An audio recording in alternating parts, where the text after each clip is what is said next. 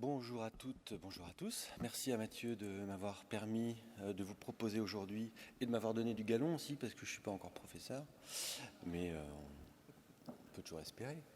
De me permettre de vous proposer la présentation d'un projet de recherche national qui n'a pas encore démarré, qui s'appelle Soprano et qui s'intéresse au dépistage en soins premiers de la fibrose hépatique avancée chez les patients dysmétaboliques et ou alcooliques. Alors, un premier mot introductif pour rappeler le contexte épidémiologique des maladies chroniques du foie, qui sont responsables de 17 000 décès par an en France, notamment du fait de cirrhose et de carcinome hépatocellulaire, et de 1400 transplantations hépatiques. L'histoire naturelle de la maladie chronique du foie démarre par une stéatose, soit d'origine métabolique, c'est-à-dire non alcoolique, connue sous l'acronyme NAFLD en anglais, et qui est connue pour une prévalence de plus de 20% en population générale. La stéatose hépatique peut être aussi d'origine alcoolique, et là on estime la prévalence à 12%. Dans certains cas, elle évolue vers une fibrose avancée, puis vers des complications, et on sait que cette évolution est la plupart du temps lente et silencieuse. Comme vous le savez, la fibrose est caractérisée par l'accumulation précisément de fibrose dans le parenchyme du foie jusqu'au stade de cirrhose et ses complications, parmi lesquelles le cancer primitif du foie, l'insuffisance hépatocellulaire, certaines hémorragies digestives, de l'acide, des encéphalopathies hépatiques. Alors, pourquoi s'intéresser à cette question et pourquoi vouloir dépister la fibrose hépatique du foie, la fibrose hépatique avancée en médecine générale? En effet, comme vous le savez, les standards des tests de dépistage prévoient de s'intéresser à des maladies fréquentes, ce qui est le cas, graves, ce qui est potentiellement le cas, et curables, et en l'espèce, ce n'est pas le cas. Cependant, comme on l'a dit, la stéatose est extrêmement fréquente en population générale et les indicateurs de santé des populations, notamment dans les pays industrialisés, notent une évolution constante de cette problématique et elle reste la plupart du temps bénigne. Et parfois, elle évolue vers la fibrose qui explose à des complications graves, voire très graves, comme on l'a dit. Donc on s'est dit que la surveillance médicale à un moment opportun pouvait permettre éventuellement de retarder l'évolution vers la cirrhose, éventuellement de diagnostiquer plus précocement le carcinome hépatocellulaire et dans ce cas-là en améliorer le pronostic, éventuellement proposer des prophylaxies des complications, notamment des varices ésophagiennes, et aussi, pourquoi pas, amener des éléments objectifs et rationnels avec les patients quand on sait que la plupart du temps, ces personnes fragiles nous confrontent davantage à des déterminants psychosociaux. Enfin, certains médicaments réputés antifibrotiques sont à l'étude et pourraient arriver sur le marché prochainement. J'en profite à ce stade de la présentation pour vous dire que je n'ai aucun conflit d'intérêt avec l'industrie pharmaceutique.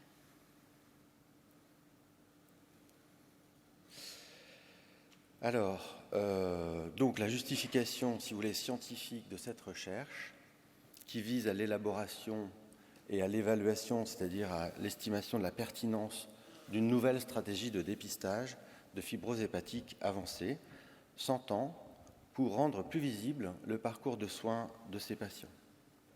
C'est-à-dire qu'on pourrait imaginer un dispositif d'aide pour les généralistes afin de décider utilement avec les patients pour décider avec eux de la poursuite ou non des investigations, par exemple.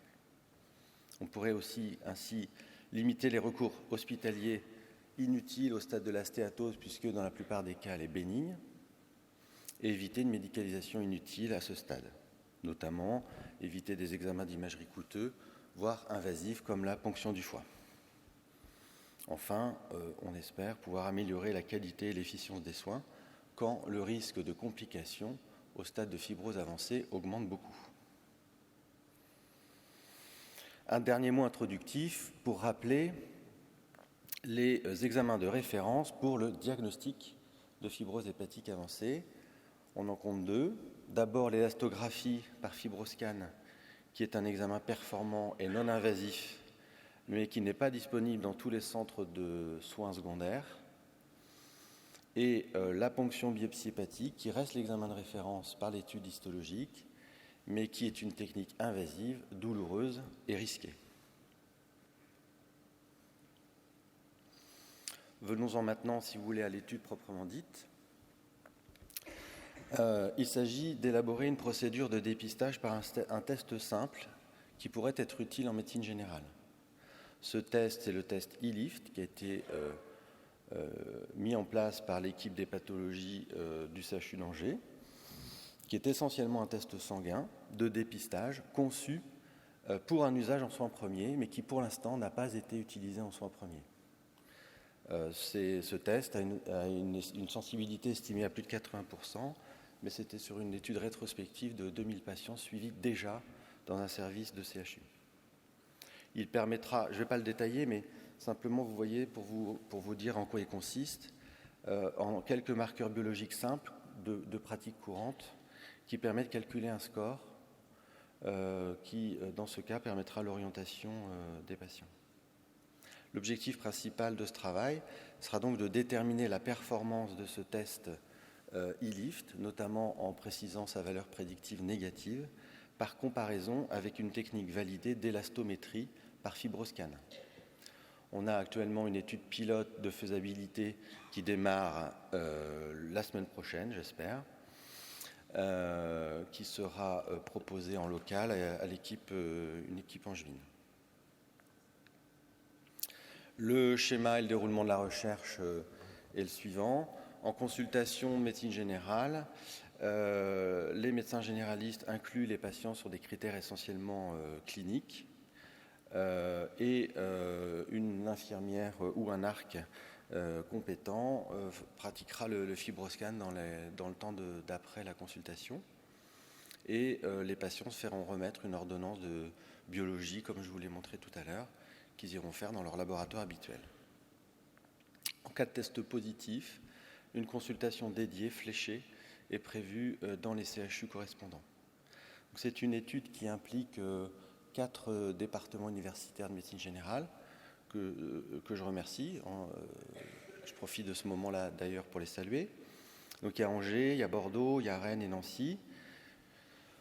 On pense que les 4 DMG recruteront chacun 5 centres de soins primaires et chacun des centres comptera au moins 4 médecins généralistes pour qu'on ait environ 80 médecins investigateurs pour un calcul d'échantillons estimé à 1788 personnes.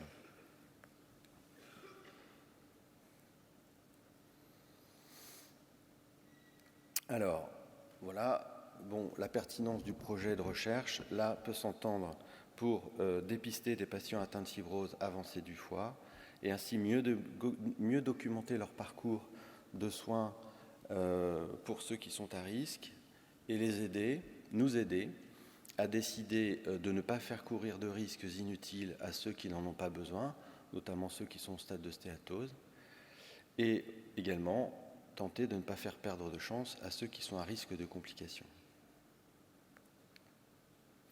Un mot de conclusion, parce que je crois que quand on a accepté au département ce projet qui nous a été proposé, on s'est demandé quel pouvait y avoir comme évidemment intérêt pour les patients et aussi quelle perspective pour notre discipline. Je pense que participer pour la première fois en France à l'élaboration, on verra si ça marche, mais à l'élaboration d'un programme de dépistage ciblé en soins premiers est intéressant, que contribuer à repérer les freins à la participation du point de vue des médecins, parfois réticents,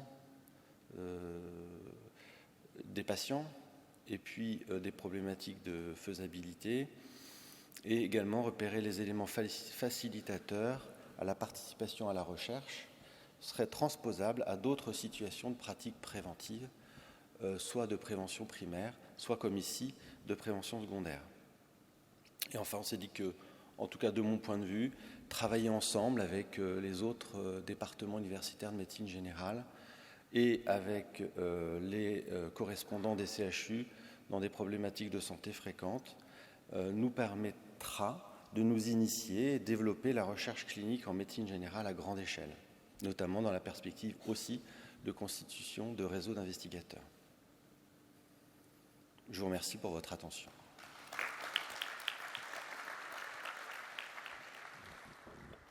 Bernard Fraîche là, de Poitiers. Merci pour cette présentation, c'est une super étude, d'autant plus que ça intéresse beaucoup de monde en ce moment, et notamment au niveau de l'INCa, puisqu'il y a des choses qui se font dans ce domaine-là. Dis-moi, si j'ai bien compris, c'est les hépatologues qui ont construit le test.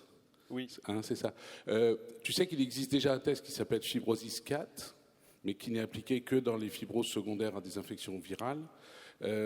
Est-ce qu'ils vous ont expliqué comment leur cheminement pour aboutir à ce nouveau test? Parce que si j'ai bien compris, c'est pas encore un test qui est validé. C'est ça? Non, on peut dire qu'il n'est pas encore validé, en effet. Il a été validé sur une étude rétrospective qui avait inclus 2000 patients, mais qui était déjà suivis dans les services d'hépato. Et en fait, leur logique initiale, si j'ai bien compris, c'était de constater qu'un certain nombre de patients, finalement, arrivaient en consultation avec des bilans biologiques un tout petit peu perturbés, mais sans plus, et qu'un certain nombre de patients avaient des stéatoses du foie à des stades parfaitement bénins, et ils se sont posé la question de comment faire pour essayer de mieux orienter les patients dans ce parcours-là. Et donc, ils ont mis au point ce test. Mais en effet, il n'a pas encore été testé en soins primaires. Et est-ce que tu as une idée des deadlines de validation de ce test? Je dis ça pourquoi? Parce qu'il y a une construction en ce moment d'un algorithme justement vis-à-vis de la prise en charge en soins primaires pour la découverte et le suivi des fibroses hépatiques, des patients atteints de fibrose hépatique dans une prise en charge biopsychosociale. Est-ce que c'est très intéressant cette étude? Parce que pour l'instant, il n'y a pas de test véritablement validé en soins primaires. Est-ce que tu peux nous donner à peu près une deadline Absolument pas. Absolument pas. Mais par contre, je suis intéressé par collaborer avec toi, si tu veux, pour alors là, avec plaisir, parce que la échanger réunion a eu lieu hier. nos données. Ouais, volontiers. Ok. Donc vous prenez rendez-vous, d'accord? Prenez rendez-vous. J'ai mon mail en Paris, les cartes. Si j'ai bien compris, en fait, c'est une. Je suis là. Ah oui, pardon. C'est une étude de validation de ce test. Donc je renforce ce que tu viens de dire. Et donc vous profitez de cette étude de validation de test pour faire une étude descriptive plus large. Donc au-delà de il faudra bien le dire dans les objectifs, parce que finalement il y a plusieurs objectifs. Oui. Là, on a insisté pour cette présentation à la demande de Mathieu sur l'intérêt éventuellement et les perspectives pour les patients et pour les généralistes. Mais en effet, on a tout un tas d'objectifs secondaires, dont celui-ci. Oui, parce que si on se limite à ça va être assez restrictif. Je suppose que le gold standard, il y a un gold standard, et est-ce que ça va être la biopsie? Non, pas du tout. Donc, comment vous allez faire pour... c'est le FibroScan, c'est-à-dire que l'idée est de comparer le test e-lift avec des résultats positifs ou négatifs du FibroScan. Il y a une parfaite correspondance entre les indicateurs de pression, de dureté du foie en élastographie et les stades de fibrose hépatique. Il y a une très bonne correspondance entre les deux. Et sur la partie descriptive, je suppose que vous allez faire tous les dépistages, VHC et autres, en même temps ou pas? Parce que c'est une vraie problématique de soins premiers. C'est pas prévu en première intention. Les patients qui auront un test positif seront adressés dans un parcours fléché à l'hôpital. Et là, on refera un fibroscan et on refera une biologie plus complète. Ça veut dire que y compris avec des biologies qui n'étaient pas prévues dans e-lift. C'est un test de routine e-lift. D'accord. Oui, mais c'est dommage. Ils ont une prise de sang. Oui. Voilà. Alors. Ça, c'est en cours de discussion. Est-ce qu'il faudra laisser... On a parlé des gens... je vous ai parlé du TP. Il y aura des gens sous anticoagulants. Donc, est-ce qu'il faudra rajouter des marqueurs biologiques des patients sous anticoagulants qui vont avoir un TP perturbé? Est-ce qu'il faudra profiter, entre guillemets, de cette biologie standard pour la compléter si on pense à une sérologie d'hépatite? Probablement. probablement. Les médecins généralistes restent libres, entre guillemets, de leur activité en routine. L'idée étant de les impliquer en routine précisément, mais s'ils veulent compléter la biologie, ils peuvent, bien sûr. Xavier Gauco, Saint-Étienne. Question volontairement provocatrice. Le QDM, le quotidien du médecin, titrait « NASH, une épidémie silencieuse ». Ne faut-il pas qu'elle le reste pour ne pas participer au disease mongering ? La question, je pense, enfin en tout cas comme médecin généraliste, la question qui peut se poser, c'est à l'occasion du suivi habituel des gens, dont on sait des gens, par exemple, obèses, dysmétaboliques, hypertendus, et à certains égards qu'on connaît bien. Et on a beau les suivre depuis un certain nombre d'années, on sait bien qu'il est compliqué de les faire maigrir, qu'il est compliqué de leur faire du sport, qu'un certain nombre d'indicateurs dont on s'occupe le plus dans ces cas-là sont des indicateurs psychosociaux. En effet, et à l'occasion d'un examen opportuniste, on découvre une stéatose du foie, par exemple, et là, on ne sait pas qu'en faire. Alors, la plupart du temps, il faut en effet rien en faire. Et dans un certain nombre de cas, je pense qu'on pourra proposer un test facile qui nous permettra, pourquoi pas, d'avoir une discussion avec ces personnes-là sur l'opportunité ou pas de poursuivre les investigations. Je pense qu'il ne s'agit en effet pas d'envoyer tout le monde, et c'est précisément l'objet du travail, il ne s'agit pas d'envoyer tout le monde à l'hôpital, précisément. Pour revenir, pour continuer, merci pour cette étude, mais c'est vrai que ça pose toujours ces questions, et vous l'avez dit au début, hein, c'est pas si simple, parce que d'abord, il n'y a rien à proposer concrètement derrière, on n'a pas de prise en charge ou de traitement, et pour ce qui est de ça permettrait de prévenir, encore faudrait-il le démontrer. Parce que si on ne le démontre pas, on ne le sait pas. Si ça prévient, effectivement, ça peut ne rien changer. Et c'est toute la difficulté d'un score qui... Alors, ici, du coup, moi, ce que j'ai compris après, c'est que ce n'est pas une étude de dépistage, en fait. C'est une étude de validation d'un test diagnostique. Notamment. Alors, si c'est une étude de dépistage, quel est le critère de jugement ? Est-ce que vous voulez démontrer que ça améliore quelque chose, et si oui, quoi ? Alors, si vous voulez, l'étude n'a pas commencé. Donc, je m'engage à publier les résultats négatifs et donc à conforter les hypothèses que Xavier vient de soumettre, qui sont des hypothèses parfaitement entendables. Et je ne compte pas me transformer en hépatologue. Je suis profondément médecin généraliste et je défends comme intérêt principal celui des patients. Donc, et on a des discussions, je vous assure, parfaitement argumentées avec nos collègues hospitaliers. Mais après tout, pourquoi pas ? On verra, et je m'engage à peut-être revenir vers vous quand l'étude sera terminée, pour dire qu'en effet, ça a été utile à quelque chose et à quoi on verra, ou alors pas du tout.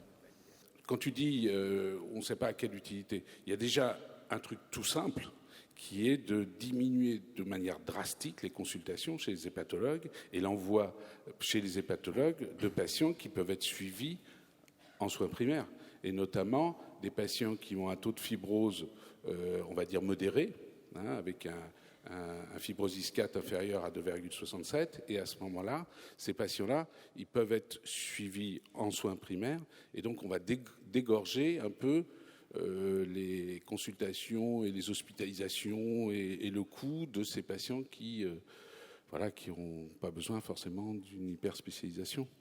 Donc déjà, il y a une incidence en termes de prise en charge et en termes de coût de santé qui est fondamentale. Est-ce que c'est quelque chose que vous aviez intégré complètement ? Oui, parce que rien que ça, c'est absolument, fondamental. C'est essayer de limiter la médicalisation inutile, la prescription d'examens d'imagerie et même les biopsies du foie, qui parfois sont motivées sur des critères qui sont effectivement pas au stade des fibroses avancées. Et est-ce que tu peux confirmer que les hépatologues sont extrêmement intéressés pour ça ? Absolument. C'est bien pour ça qu'ils sont venus nous voir, en disant comment on fait pour être un peu plus discriminant sur l'orientation des patients.